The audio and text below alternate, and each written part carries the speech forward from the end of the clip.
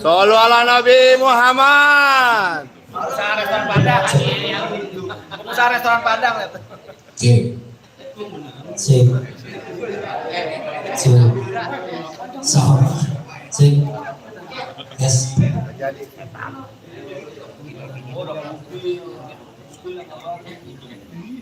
Bismillahirrahmanirrahim. Assalamualaikum warahmatullahi wabarakatuh. Kalau dengar dari cara jawab salamnya, ini cara jawab salam saudara-saudaraku yang bakal dapat rahmat, ampunan dan pembebasan dari api neraka. Suaranya lembut. Alhamdulillahirabbil alamin. Wassalatu wassalamu ala asyrafil anbiya'i wal mursalin sayyidina Muhammadin wa ala alihi wa ashabihi wa man tabi'ahum bi ihsanin ila yaumiddin, amma ba'du. Yang saya hormati Pak Profesor Dr.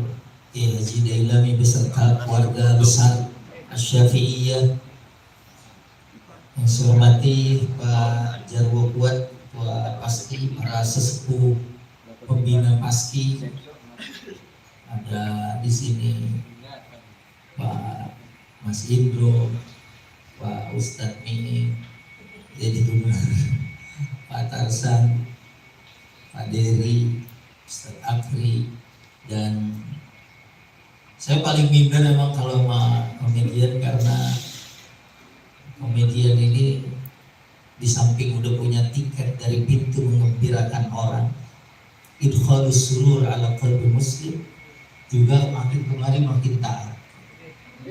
Posisi saya ini udah diserang terus ya Bang Bobi. Anda lihat kemarin aja kenapa dia diundang gitu. Dan dulu pernah waktu saya juga berber, waktu itu sama komedian, hari pertama aja tadarusnya udah juz 11 ya kan. Sebelum Masya Allah udah juz 11, iya bosannya nyambung sama bulan yang lalu Ramadan. Ya berarti udah kemajuan, tahun lalu kan 10, tahun sekarang baru sehari udah 1 juz sudah, alhamdulillah. Baik, dalam kesempatan pengantar, karena acara intinya adalah buka puasa tadi, Gus Mehmet sama Ustadz Ginanjar udah membuka tadi dengan al-jannatu mustaqatun ila arba'ina farid. Ya, walaupun riwayat ini diperbincangkan dari Al-Quran, wa hafidhil lisan wa mut'imul ji'an, kemudian wasawmu fi syahri Ramadan, ini diperselisihkan untuk sebagai sebuah dalil, tapi kalau kita lihat maknanya semua makna sahih. Ya, dan kalau kita lihat dalil Quran, memang Quran sama puasa dua-duanya datang sebagai syafaat pada hari kiamat. Ngomong nanti, ya Allah, ya, saya memberi syafaat karena orang ini adalah membaca Quran. Begitu juga siang. Mut'imul ji'an, memberikan makan. Ini juga ada dalam satu hadis yang disebutkan khulul jannata bisalam, akan masuk surga. Salah satunya adalah it'amut ta'am. Alhamdulillah kita hari ini, ya mudah-mudahan sebanyak anggota Paski yang puasa hari ini beliau dapat pahalanya. Amin.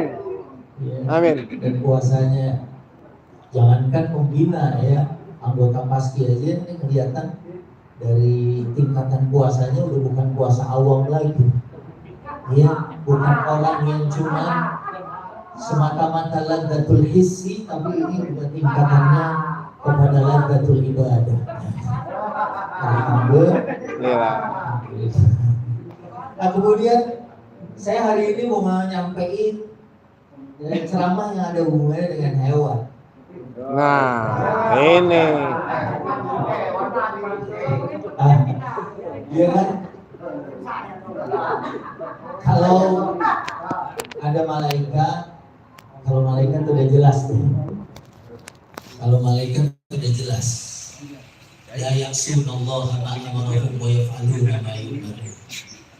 Gak pernah maksiat, menjalankan perintah Allah. Tapi kita gak aneh karena malaikat gak punya nafsu. Manusia dengan nafsu, alhamdulillah kita nahan sampai hari ini. Mungkin teman-teman pelawak, kalau Allah perintahkan puasa 1 tahun, insya Allah yang paling siap ini teman-teman komedian. Ya, apalagi yang siaran di TV 30 hari jadi setahun. Ya, dan ternyata malaikat juga senang bangga sama manusia yang taat. Kalau tadi saya bilang yang tahlil Quran hadisnya bermasalah, tapi ada hadis riwayat Bukhari yang ternyata memang surga manggil-manggil. Man kana min ahli sadaqah du'iya min babis sadaqah, wa man kana min ahli salat du'iya min babis salat. Ya, yang ahli siyam du'iya min babil rayyan, yang ahli jihad du'iya min babil jihad. Memang dipanggil. Yang ahli sedekah dipanggil pintu sedekah. Kemarin saya berkunjung ketemu sama satu orang namanya Haji Njum, orang Cikarang, mau daftarin umroh karena beliau udah ngeberangkatin 800 orang umroh. Tadinya tukang ojek. Dia ternyata setelah diteliti dia adalah ahli sedekah sampai berangkat haji 2010 bawa duit 3 juta, sisa 800.000 dibeliin sejadah Turki. Pas mau pulang tuh sejadah ada yang minta, dia bilang ini sebenarnya sayang, tapi karena memang dia suka memberi, akhirnya dia kasih juga ke orang Arab yang minta. Tapi kemudian orang Arab itu menurut ceritanya beliau habis dikasih sejadah Turki, dia ngasih 1 kantong, begitu dibuka uang asing nilainya waktu itu 360 juta. Makanya saya dengan cuman nanti bulan Syawal saya umroh, saya mau beli sejadah Turki.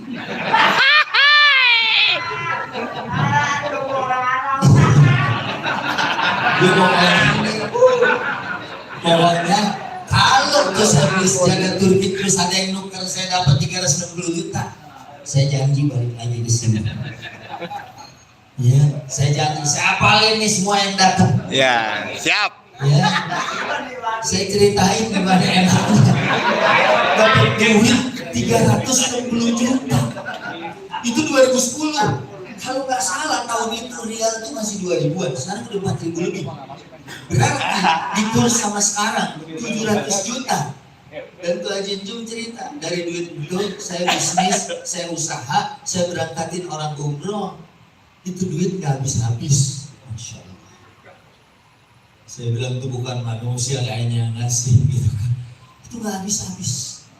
Dan dia diberangkatin sama dia kadang-kadang lagi nyapu Pemprov gitu kan, ada orang mu'alaf udah dikasih sekolah gratis ya, jaminan masa depannya cakep. Dia begitu tuh, ada marbot lagi nyapu, tahu dibisikin mau umroh apa? Bukan cuma dia, sapunya pingsan. Ya, orang yang geletak sapunya yang geletak. Jadi kalau hadis itu ada yang bincangkan ya kekuatannya sebagai hujjah, tapi ada hadis-hadis yang menguatkan. Dan di dalam fiqhul hadis ini ternyata malaikat tuh istilahnya membanggakan kalau ada manusia yang taat. Sebab ya kalau malaikat mah kerjaannya la ya'sunallaha ma amarahum, gak pernah maksiat. Beda sama kita. Saya lagi umroh, baru putaran kelima, udah ada jamaah yang bilang, Ustaz, katanya di hotel itu ada bakso yang enak. Terus saya bilang, itu lagi tolong, jangan dikirim makanan dulu. Ya, kalau sana juga ada soto. Ya kan akhirnya begitu dibisikin, Ustaz ke bawah juga. Makanya mereka dulu minta, Rasul itu malaikat, mana bisa kita ikutin malaikat? Kita terawih diceritain 36 aja mundur. Gua dengan beli nasi kebuli di depan dah daripada di sini 36. Tapi Itu mungkin bukan pasti sih, kalau pasti mah jangankan 36 ya. 11. 8 ya kan.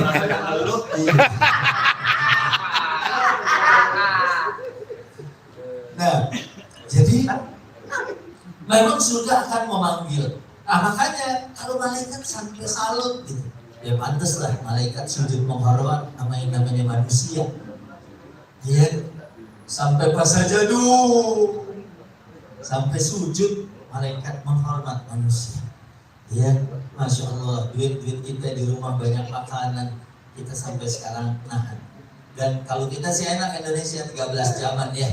Kalau Inggris kalau lagi musim tertentu, musim panas ya, musim dingin itu kan musim panas ya, pas musim panas itu 17 jam 20, ada yang sampai 20 jam mereka semua tahan. Masya Allah ya, karena iman. Dan mudah-mudahan ini yang mengantarkan kita kepada surganya Allah SWT. Amin. Kemudian ada malaikat, ada manusia, ada binatang. Ternyata di Quran banyak disebut binatang-binatang. Monyet disebut.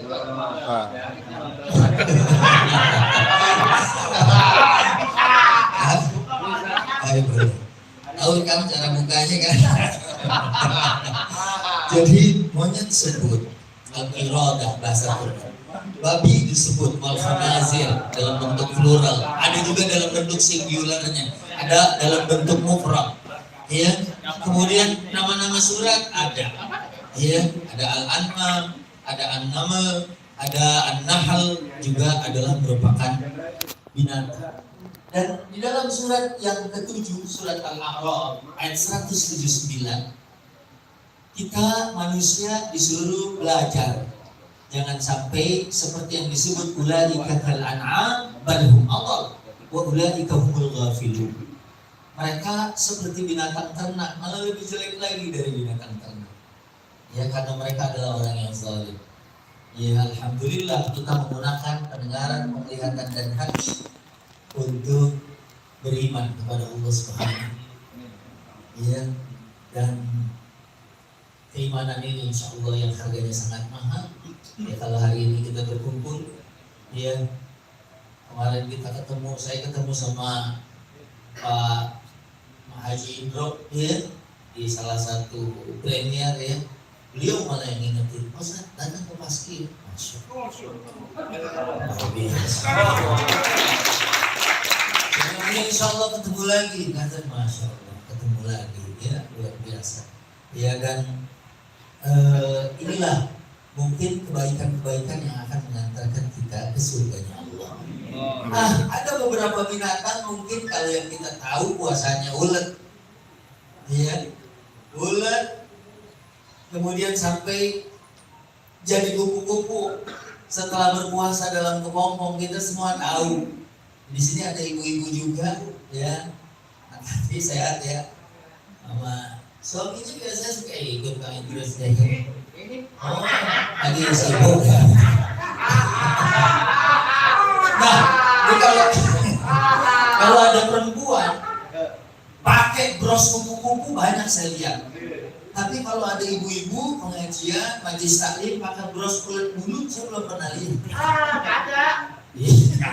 Tapi begitu dia puasa dalam kepompong, warnanya berubah, sifatnya berubah, cara makannya berubah. Yang tadinya ngerusak, coba aja ulet bulu, lepas di pohonan. Ya, mungkin dalam beberapa waktu habis itu daun-daun. Tapi kalau dia jadi kupu-kupu, dia hinggap malah membantu penyerbukan. Jadi kalau dilihat ad-dirasah minal hayawan, kita belajar dari binatang. Ya, ulet yang tadinya rupanya jelek, begitu berpuasa setelah dia keluar menjadi bukan saja secara fisik bagus, bukan saja secara fisik dia lebih indah, warnanya juga lebih bagus, makanannya lebih bagus, dan kalau dia hinggap dia tidak berbuat kerusakan. Nah, ini mudah-mudahan udah sampai sekarang ini, ya sebab kemarin udah mulai banyak yang masang status ya. Alhamdulillah kayaknya puasa tahun ini lebih baik nih. Ya, hari ke-10 celana udah kendor dan bukan ya, mudah-mudahan bukan karena kali kolornya putus gitu. Karena memang makannya lebih bagus, lebih teratur. Bukan puasa mindahin makan. Tapi khusus hari ini sih kita boleh nyobain semuanya ya. Sebab saya baru masuk aja wih soto. Lontong mie, Masya Allah. Jadi kalau kita balikin lagi ke kupu-kupu, ya makannya lebih baik dan kalau dia hinggap memberikan manfaat. Nafi'un li ghairihi, bermanfaat buat orang lain. Ya. Nah, kemudian yang kedua, kalau onta bukan puasanya. Di dalam Quran, afala yanzuruna ilal ibili kaifa khuliqat. Kita disuruh lihat bagaimana onta diciptakan. Kemarin saya nonton sekarang zaman medsos ya, di WA, di Facebook, onta sanggup makan duri-duri yang ada di gurun. Bagaimana itu dia punya kekuatan. Kemudian ketangguhan dia dalam berjalan dalam cuaca panas. Haji kemarin 2022 itu suhu sampai 50 derajat. Mecahin telur di jalan raya mungkin jadi telur setengah matang. Tapi itu onta mampu dengan sabar melakukan perjalanan. Dan onta ternyata bawa minuman di lehernya itu. Orang Arab kalau melakukan satu perjalanan mungkin dulu dari Yaman sampai ke Syam, para kafilah yang kalau dalam surat Ila fi Quraisyin ila fihim rihlatas syita'i was-shaib, ya, ahlu Yaman atau ahlu Makkah itu suka melakukan safar ke Syam atau ke Yaman di musim dingin atau musim panas. Ya, dan kalau bawa onta mereka kausan tinggal dipotong, itu diambil air di lehernya, itu air yang bersih dipakai untuk minum, dagingnya dimakan. Dan ternyata itu memang cadangan minuman. Onta tahan minum dalam waktu yang panjang karena dia tahu perjalanannya panjang. Makanya kita, alhamdulillah, kita doakan ini sesepuh kita. Mas Karsan sekarang umurnya berapa ya? Baru 78. Wah. Kita doakan tahun depan 79 ya. Ya Rabbah.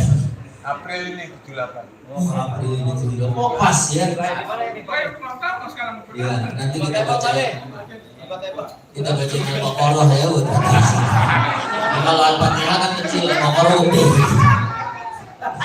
Jadi ya alhamdulillah, mudah-mudahan panjang umur dalam sehat walafiat. Dan beliau dulu waktu pertama kali kita ketemu dalam satu acara, dia selalu mempersiapkan untuk kehidupan yang panjang. Karena umur nggak tahu ya, kadang-kadang pagi masih ngobrol, siangnya udah meninggal. Ya, walaupun itu sebenarnya biasa, yang nggak biasa itu kalau paginya meninggal, siangnya ngobrol. Itu baru luar biasa. Nah, yang kedua, onta itu tadi perjalanan panjang, dia bersiapkan bekal yang cukup dan dia sanggup. Dan hewan paling sabar adalah onta. Dan kelanjutan dari hadis riwayat Ibnu Huzaimah yang tadi Profesor sampaikan, bulan Ramadan wa huwa sahrus sabri was-sabru sawabuhul jannah. Dan bulan Ramadan bulan sabar, dan sabar balasannya surga.